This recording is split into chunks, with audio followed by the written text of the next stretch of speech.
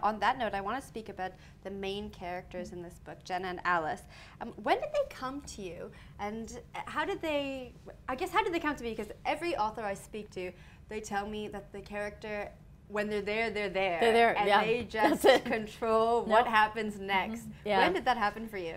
As soon as I knew I wanted to write this mother-daughter story and that elephant angle came through, I knew that Alice, the mother, was going to be an elephant researcher and that she was going to be studying cognition and grief in elephants.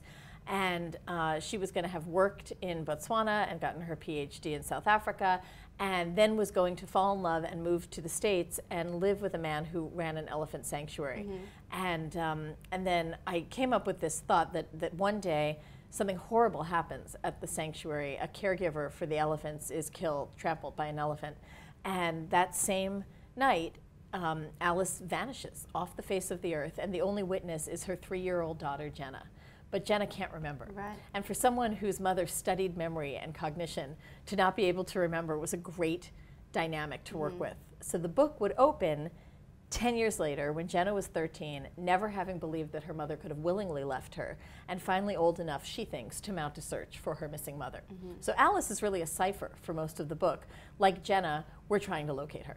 Now, I want to talk about Serenity Jones. I know we spoke a little bit about the supernatural at the beginning of this interview. Why introduce this element into the book?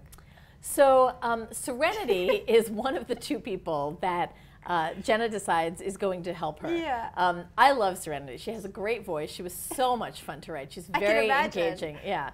But she's a failed psychic. She she believes she used to have some abilities, and then she had something very devastating happen to her where she made a wrong call about a senator because she wasn't really listening to her psychic guides, and instead she wound up telling them something that was not true, and she crashed and burned in a big and public way.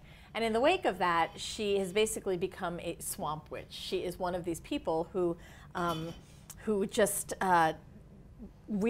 does cold readings of people. Like looking at you and the way you're dressed, I can make assumptions about you, and that's what Serenity would have done. What would Serenity say about me? Well, she would probably try to get you to say something about a partner. She'd say something like, I'm seeing someone who's close to you, someone with an R. Is it an R? Is it a B? And you'll probably say, oh, well, maybe that's my father. My father's, is Bill. And she would run with that. So she's going to ask you to fill in the holes. It's incredible.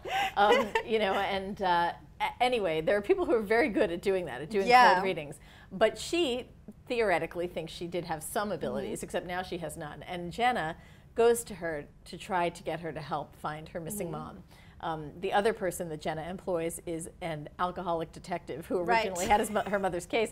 So it's a very ragtag bunch, and they're all quite broken. But together, they kind of form a family.